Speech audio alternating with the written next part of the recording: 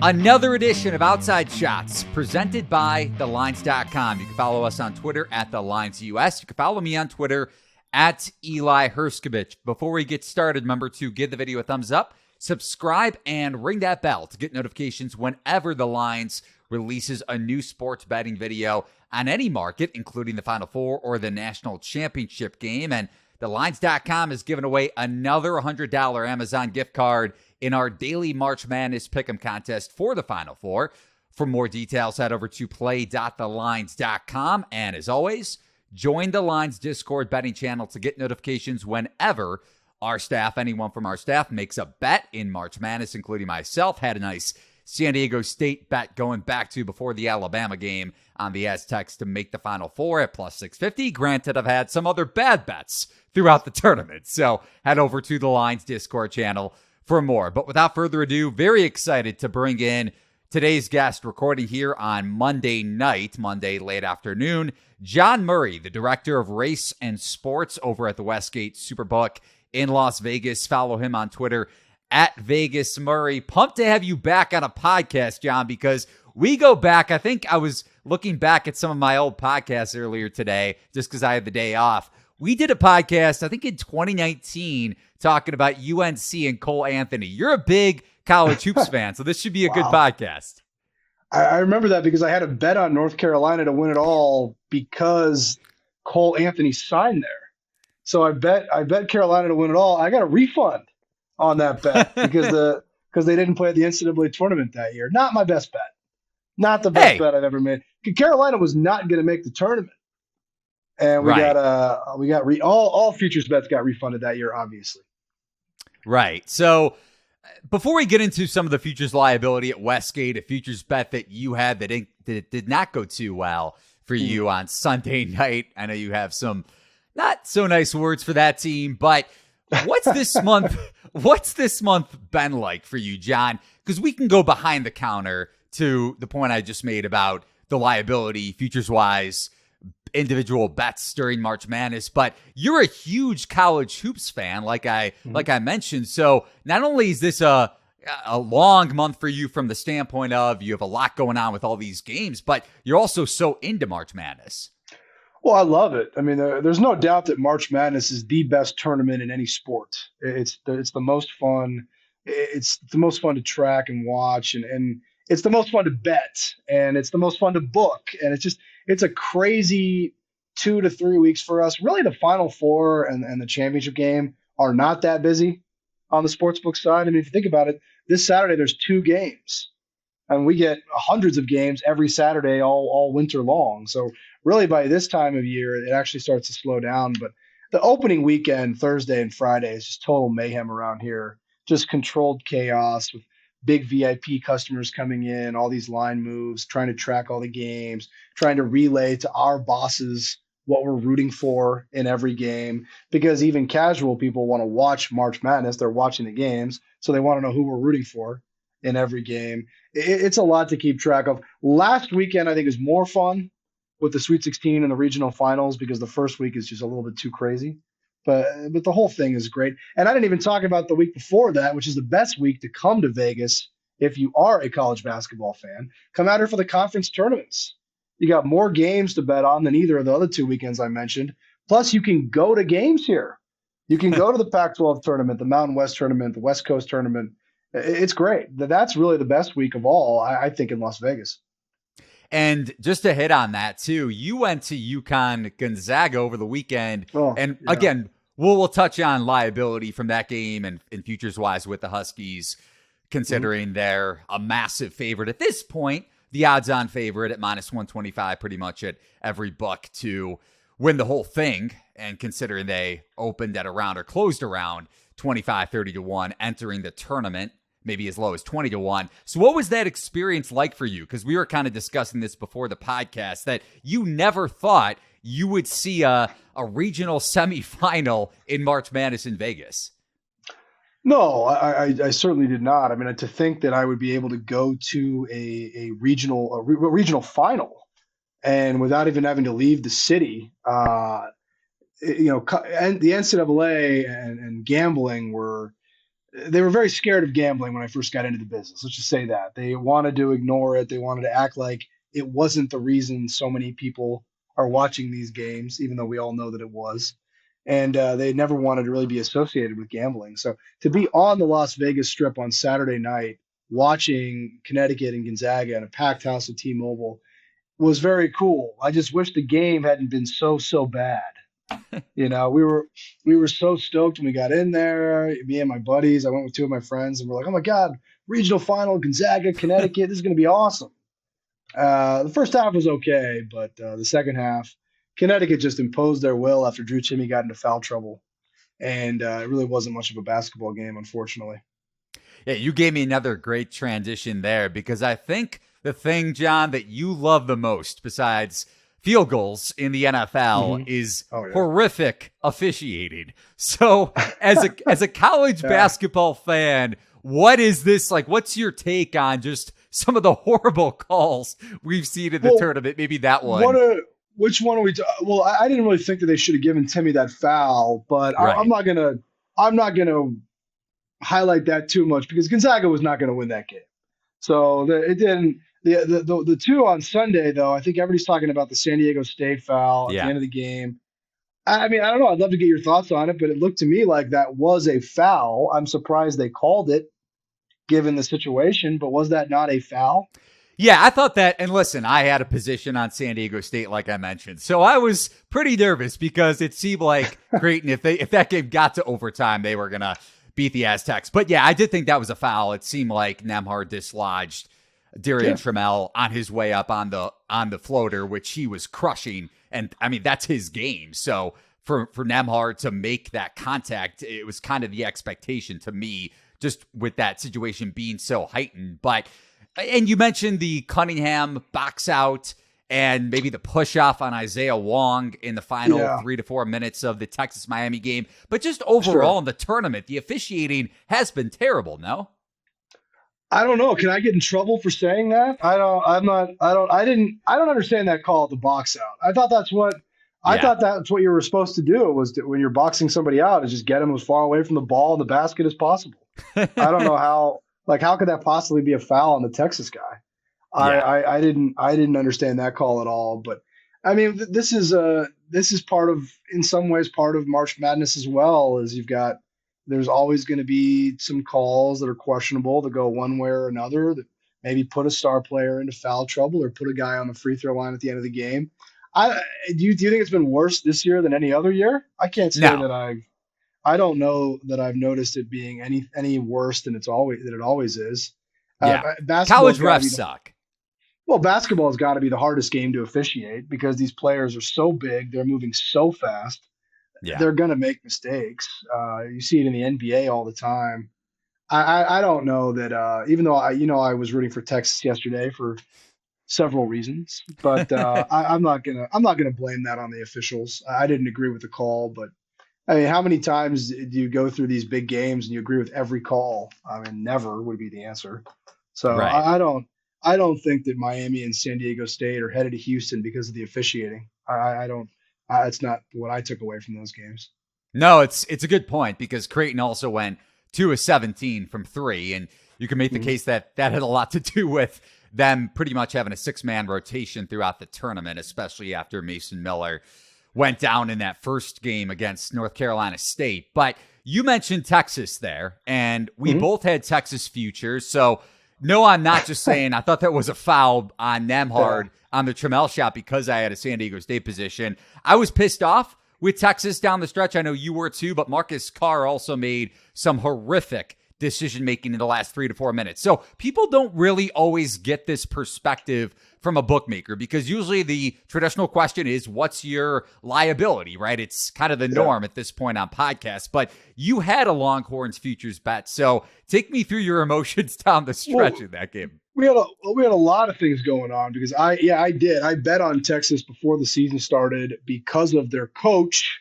That's why I bet Texas because if you asked me to be on your show back in September, October, and you asked me, John, who do you think is the best coach in college basketball? I would have said Chris Beard. That's why I bet on the Texas Longhorns. He gets himself fired in December, but the team manages to get through the Big 12. They get to the tournament as a 2 seed. They're favored. They were the biggest favorite of any team in the regional finals. So I certainly feel like it was a good bet. Disappointed to lose it, but then we had a few other things going on. We needed Miami big in the game, but we also have huge futures liability on Miami that we now have to deal with as we head into this final weekend. So a lot of different emotions. Did not agree with the call. Did not agree with the, if you want to call them, coaching adjustments made by Texas in the second half, if you can even be that kind. And certainly I agree with what you said about Carr. But I think it's unfair and maybe even like borderline disrespectful to not give a lot of credit to Jim Larrañaga in Miami, because he's such an excellent coach. He had this team in the Elite Eight last year. We all remember that Final Four run he had at George Mason back in 2011 when they beat Connecticut and they beat Rudy Gay, that classic regional final, actually where the Wizards played in my hometown. I don't know. I don't want to take anything away from Coach Larrañaga because he's awesome. And Miami, to go to that regional and beat Houston and Texas in one weekend, I think you just have to give full marks to the Hurricanes for that. I thought Houston was the best team in the field going into the Sweet 16. I was so impressed with what they did in the second round when they just turned on the Jets defensively in that second half against Auburn. I was blown away by that.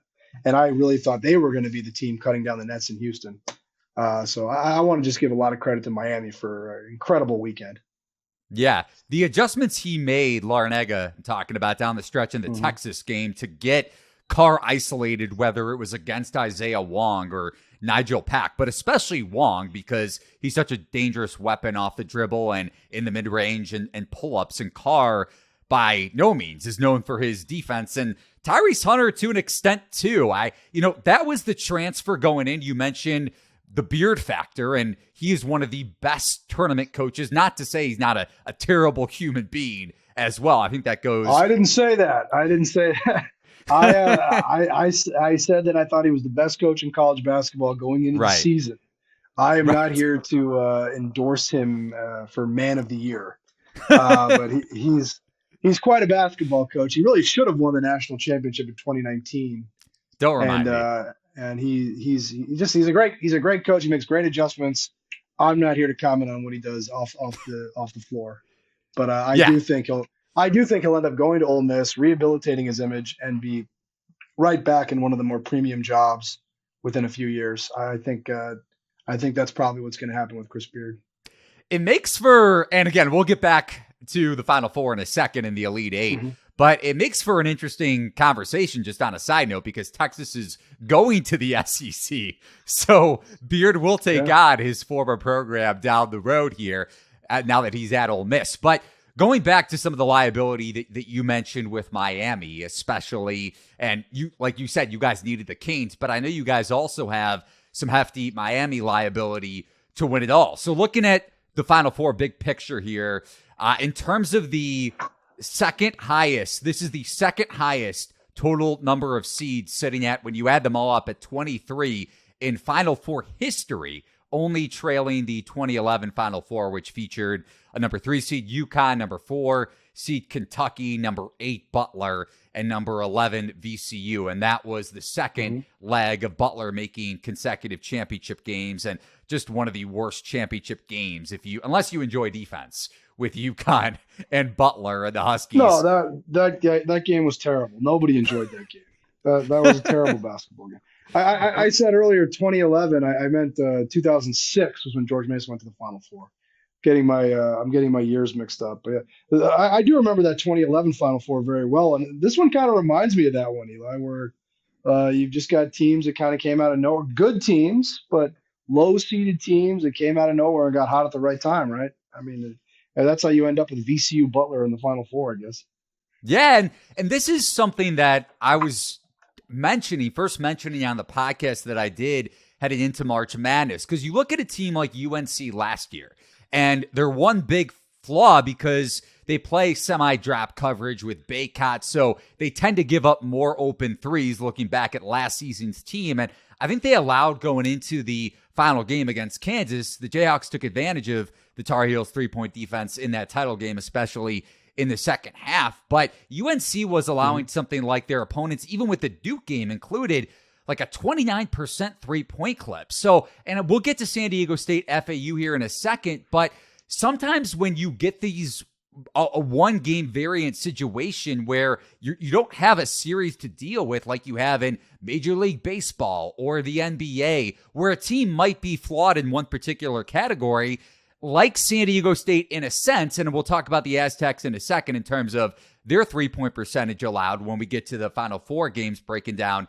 SDSU, FAU, and UConn Miami. But because of the nature of a one-game elimination, you can get a team that, again, is flawed in one category, but because they can make a run and can take advantage of matchups because everything revolves around matchups, then it happens sometimes. Well, especially in this one and done format. And this one, and like you mentioned, Major League Baseball, the best of 7 series, NBA with the best of 7 series. In this one and done format, almost anything can happen. That's why, like I've said many times, I mean, the best team in college basketball almost never wins this tournament. It very, very rarely happens. Probably 2012 when Kentucky won it, the Anthony Davis team. I think they were clearly the best team in the country that year. But that's why we love this tournament so much, is because if you do get the right matchups, or you get the right guy hot from 3 at the right time, or the wrong guy and the other team gets into foul trouble, just about anything can happen in a one-off scenario. 100%. So going back to the futures liability for you guys, obviously having no 1 seeds and none of the favorites entering the tournament, or most of the favorites, I should say. I'm sure you guys fared well from that perspective, but what's some of the big liability left at the Westgate SuperBook when you look at UConn, San Diego State, Miami, and FAU? And I know you guys had some liability on the Owls to make the Final Four as well. Well, we try to book these things to need the favorites. I mean, we want to be in a position where if the best teams win, we win. That's generally how we do it.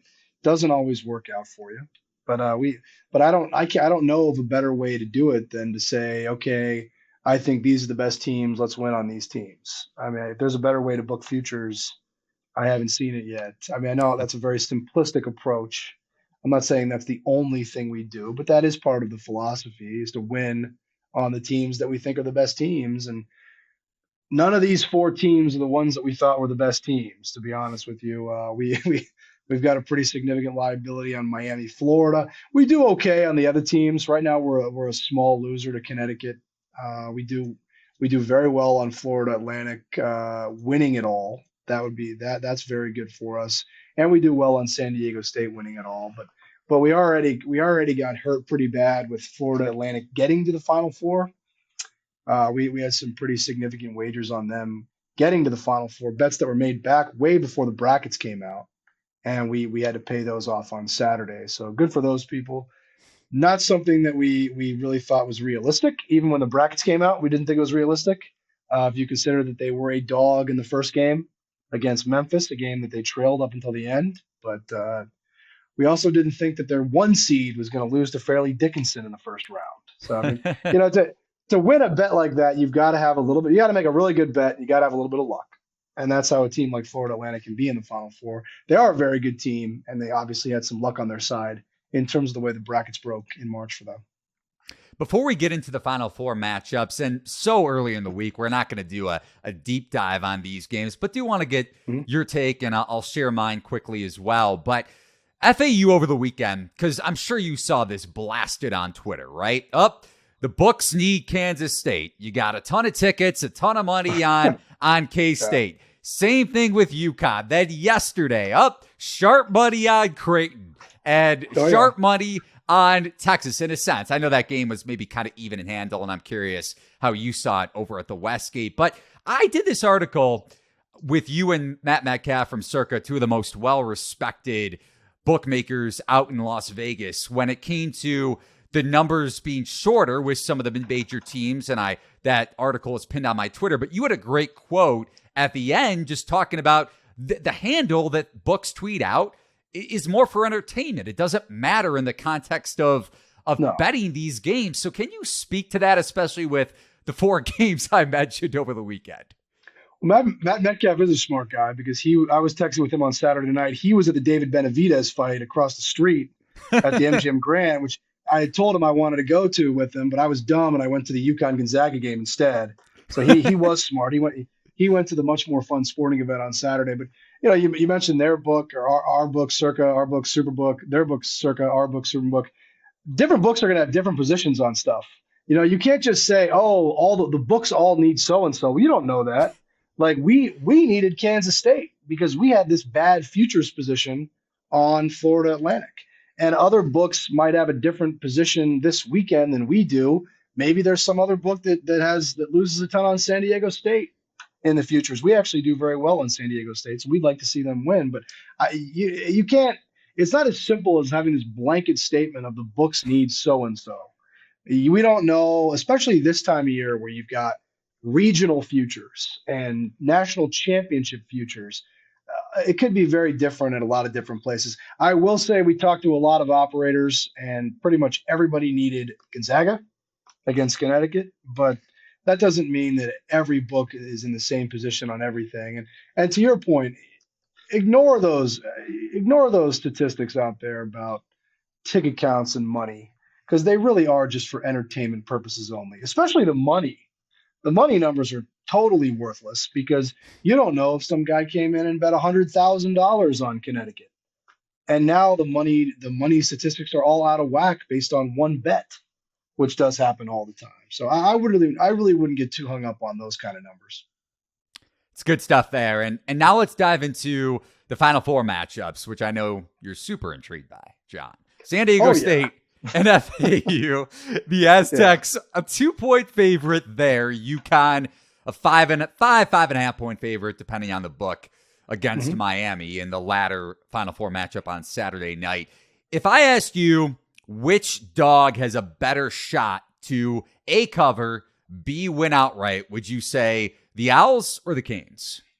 Well, if you're going to say outright, I'd have to say Florida Atlantic just because of the math. I'll cheat a little bit. But no, the dog that I would look to a little bit more personally is Miami for two reasons. I love the coach. We talked about that. I don't know about Hurley as a coach at that level, not yet in his career at least. And then the other thing is I think this number is a little bit inflated by how well Connecticut has been playing. But, as we talked about before we hit record, I felt the same way about Gonzaga +3. The guys I went to the game with, they were like, what do you think? I was like, I don't know. This number seems pretty high just because Connecticut crushed Arkansas. I mean, if I had to play it, I probably would play Gonzaga. I didn't bet it, thank God. But, that pick didn't do too well. I think sometime around when UConn got up by 30, I was not looking too good. And look, all four of these are great basketball teams. They all have great stories. They all earn their way to this Final Four for sure. But the only reason I'm complaining a little bit is I just don't know how much this Final Four is going to move the needle at the window for the casual bettors. I know that Florida Atlantic and San Diego State's a great game. I get that. But is it going to move the needle as much for the casual people? And is it going to generate the kind of handle that we're looking for? I don't think every Final Four needs to be Kansas, Villanova, North Carolina, and Duke. I don't want it to be, but that is good for business. Certainly. And going back to the UConn-Miami game, because I hit on this going back to the first podcast we did on Outside Shots before the tournament, that I thought UConn's biggest liability stood out a lot in this region, didn't come to fruition that way, especially against Arkansas, because I could not believe that the Hogs and Eric Musselman, who's a great coach on a week's worth of prep, didn't press until 13 minutes to go in the second half when Arkansas was down by 20, 30 points, like you mentioned in that Sweet 16 game. But Larinaga, I do give him the coaching edge here again. And Miami 1-4, I know Amir does not have a size advantage by any means against Sanogo, but their athleticism 1-4, I think bothers UConn's ball handlers enough. And this is coming from somebody that has a Huskies futures ticket to win it all at 50-1 going back to the peak 85 in November. So I'm by no means looking at this as a Miami futures ticket holder or somebody that's going to bet Miami. I'm going to stay away from this game and just watch. I don't think I'm going to hedge either. But Andre Jackson and Tristan Newton, as good as Jackson is, especially as a playmaker. I mean, we saw that play. You saw it in person, John, before the end of the half, where he essentially stole a turnover away from Gonzaga and then found Caravan on the wing for that three. He's tremendous because of his athleticism and his vision at finding open teammates, but also on the glass as a rim protector, underrated in that aspect. And as a scorer, Hurley mentioned this going back to post game, that because this is why UConn went through that lull in January, was because defenses sagged off at Jackson because he can't space the floor, and UConn needed time to adjust. They did, and it worked out in their favor in March against teams that aren't familiar, like some of the Big East teams were in conference play. But going back to Miami, UConn turnover rate in Big East play, I think, was the worst, if not the second worst in conference play. And Miami forcing the 5th highest turnover percentage in the ACC. The question is can they get to the rim enough in transition? But that obviously has a lot to do with turnovers. So if you do get those mistakes, and Jordan Miller, Isaiah Wong, and Poplar especially capitalize on those, I think UConn is vulnerable. But if this is more of a half-court game, even though Miami can hit the mid-range, especially with Wong, which is where UConn is most vulnerable in the half court, it definitely favors the Huskies if they're able to keep Miami out of transition.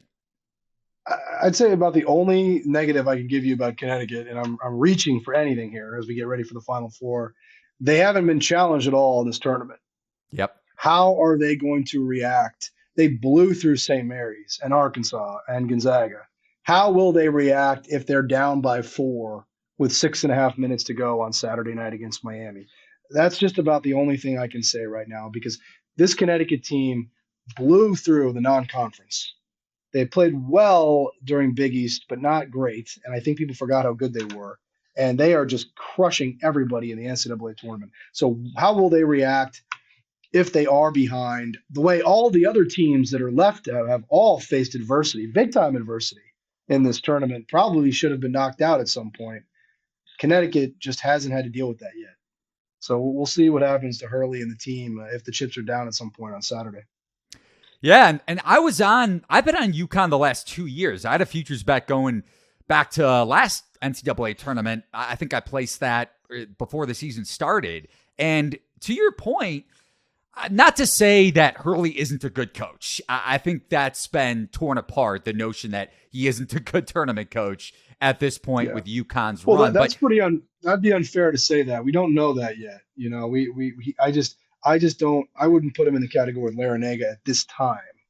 I'm not here to say that Hurley is just some clueless coach. I'm not sure that that's true. Yeah, and going back to the New Mexico State game, first round of the tournament, because I kind of give him a pass for the year before against Maryland, just because RJ Cole was dealing with those concussion issues after the Big East tournament. Wasn't they also had book night in that first round matchup, so they weren't necessarily as reliant on RJ Cole as they were last season. But you look at last season in the first round against New Mexico State, UConn took a pretty early punch to the mouth, and they did come back in the second half.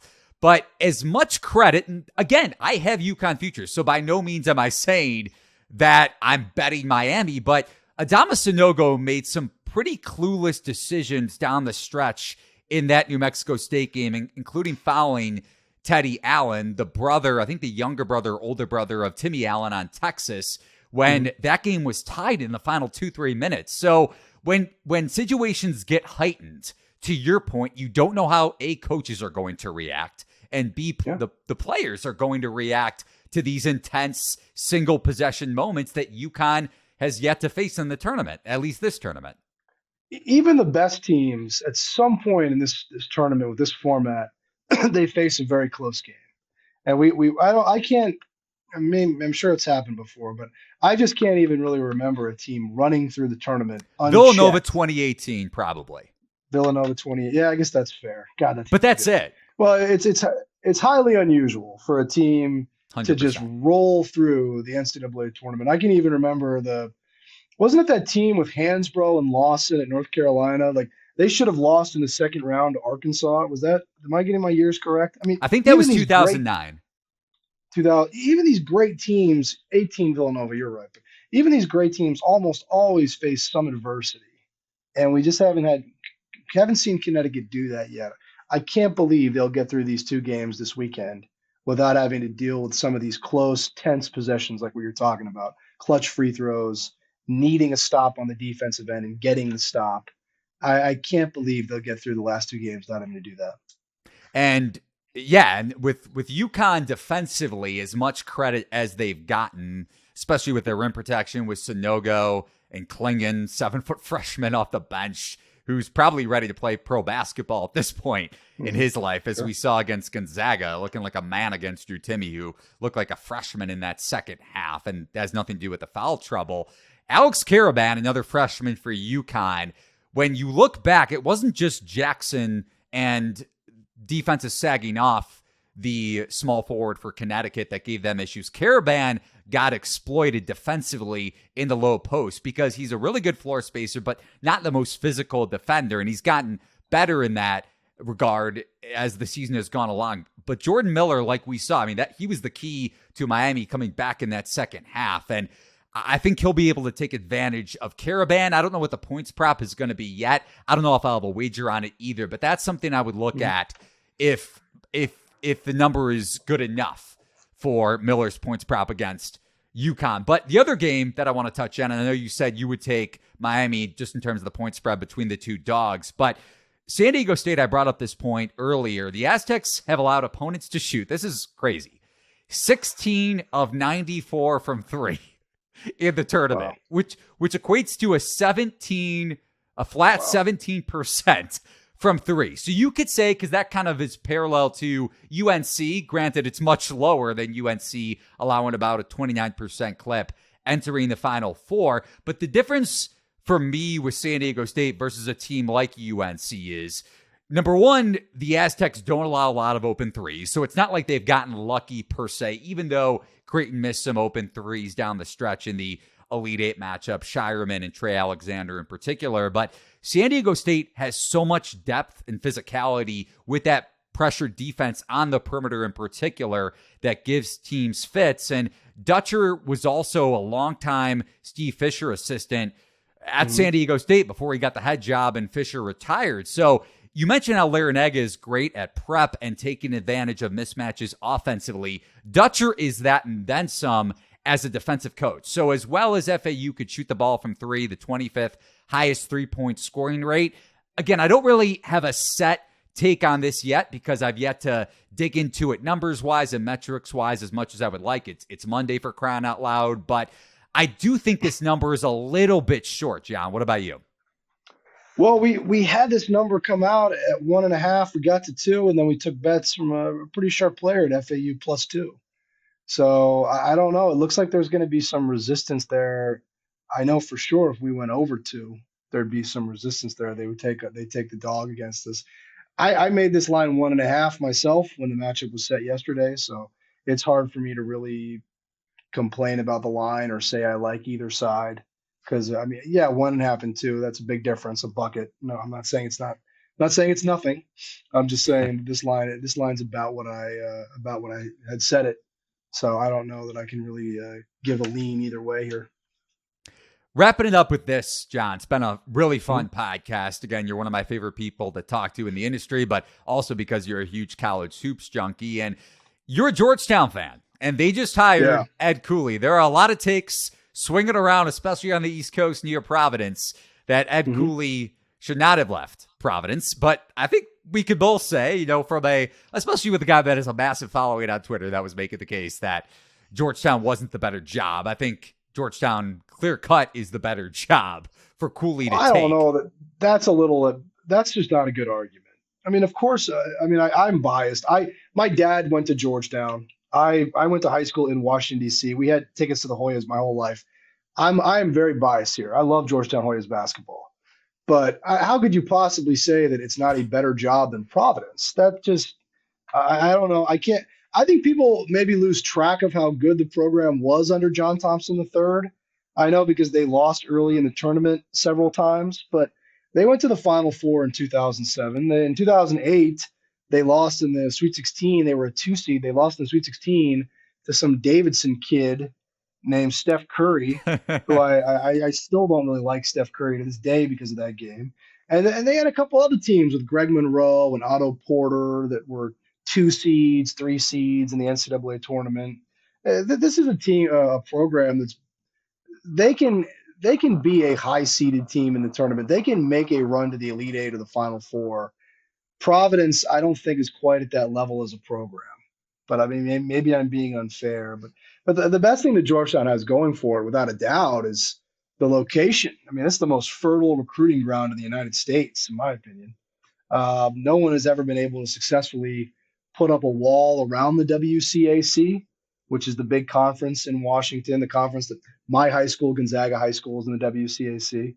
But if Ed Cooley can put up a wall and get all those WCAC kids to go to Georgetown, they could be right back up at that Final Four level. So I don't know. A silly argument to say that Georgetown is not a better program than Providence. I don't know how anybody could say that with a straight face. And you mentioned getting guys, and this kind of where we're at this point of the podcast. We still have a lot of hefty college basketball fans, not just bettors. So I think it's a fun conversation here to end the podcast with, because we saw Brandon Murray.